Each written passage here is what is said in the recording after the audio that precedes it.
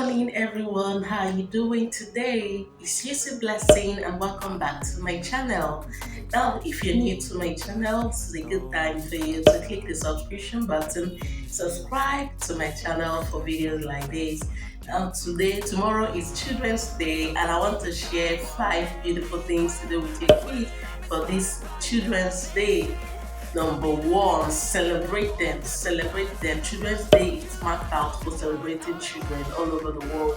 As long as they are younger than 18 years, you should celebrate these kids, especially the very little ones. 0 to 12 is basically the age for children, 0 to 12 years. So if you have them, toddlers, kids, celebrate them, take them out. What are the ideas you can use?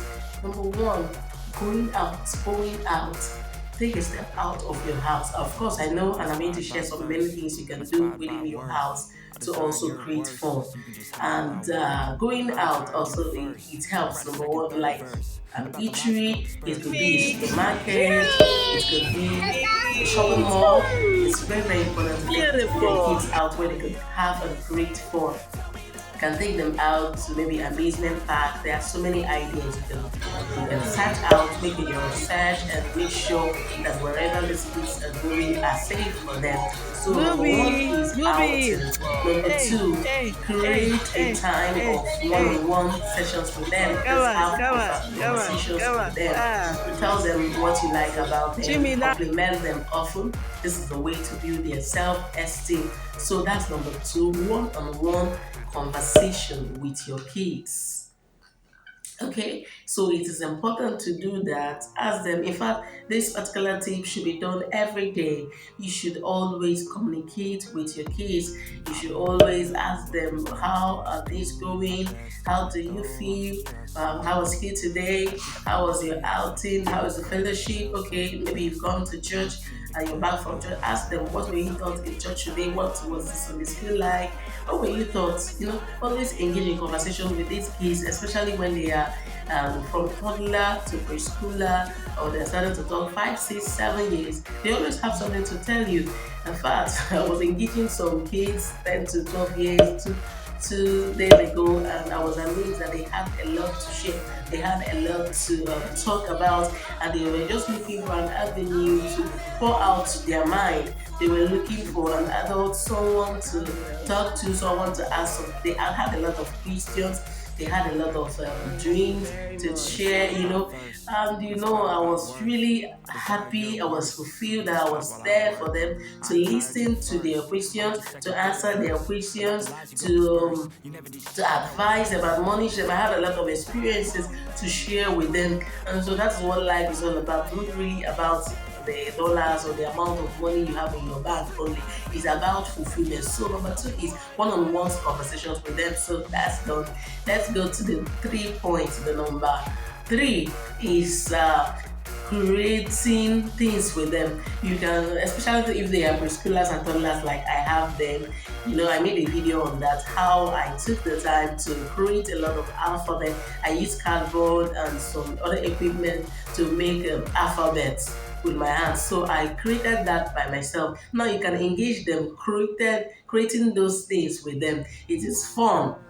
I can sit down on the mat with them and play with them, begin to do things like building blocks, knowing the colors, begin to teach them colors. And that's, you can get your color ideas, you can paint them. I have a painter that I use for painting, and teaching them this color, this is color red, this is color yellow, this is color green, this is color pink, this is color green, and violet, purple, and all that. You should teach them those colors, engage them in such things. Kids are always looking for things to do. They're always looking to explore new ideas, and so you need to make those things available. Not just that they are glued to TV. In my house, there is always screen time. There is always a time that is allocated for watching TV. You don't watch that throughout the whole day. I have to engage them. In fact, I also engage them with their academic work. That's number four. And engage them with academic work, engage them with their ABCD, one, two, three. If they're in higher primary or other classes, engage them with what they're doing in school. In fact, anytime I bring out the book, the pencil, the erasers, my kid does not reject or say no, no, no, no, no. He always gets to it. He always looks forward to it, to doing this thing, doing this homework, doing this schoolwork. It motivates him, and of course, it makes him happy. Number five is reading storybooks. Storybooks, you can engage them in reading storybooks. It's an everyday activity. And for Children's Day, I've talked about the number one fun moment is taking them out. This is the only thing with that. It's everyday things to read storybooks to kids. You know, I brought many mothers they read bedtime stories to kids. In my own house, what we do mostly is that we do the night devotion and we read the Bible and then we sleep. And so within the week, I read storybooks for them. I tell them stories like I've done in one of my videos, teaching how you can use the stories to imbibe good character into the lives of these kids. So read storybooks for them, play with them, buy balloons in your houses. That's number six. The bonus point. Buy balloons, blow balloons together. You know, when there is a lot of balloons in the house, balloon pop is fun. Play the ball with them, play some games, find some games to play with them to build their brains, their mindset. Find some fun games to do with them. All these things exercise the kids. You can do skipping rope for the grown up kids. You can skip ropes together. Just make time for them. You know, I was watching a documentary of someone, it was actually a 5 year old, and so she was doing a presentation and she was doing saying that many parents are glued to their phones to instead of always being there for their kids. In fact, it's a digital age, and there's so many informations passing us by, and every minute there are some new things, and you just need to keep up. You need to be in line, and so that is why the children are always denied of attention from their parents, and so they are not always there for them. So don't be like that. Yes, you should be in line. You should be ahead of what is happening. You should know the trend. You should always be updated, but you should not do that at the detriment of your kids. As your kids are longing for your attention, always listening to them.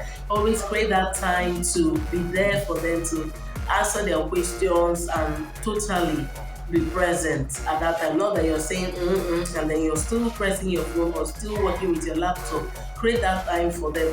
You know, there is one particular lady that was sharing how she was raped, and then they were asking her, didn't you get opportunity to talk to your parents? And then she was saying that no, she didn't get that opportunity. She was always trying to talk to the parent that she was in the kitchen, and then she would say, oh, go and sit down. And so that was how she was not able to communicate what she was going through at that time when someone was busy advancing on her and was raping her several times.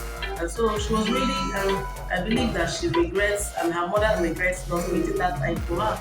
So don't be like that. Always listening. When your child comes, always pay attention to it. They may not just say, Mommy, I have something to tell you.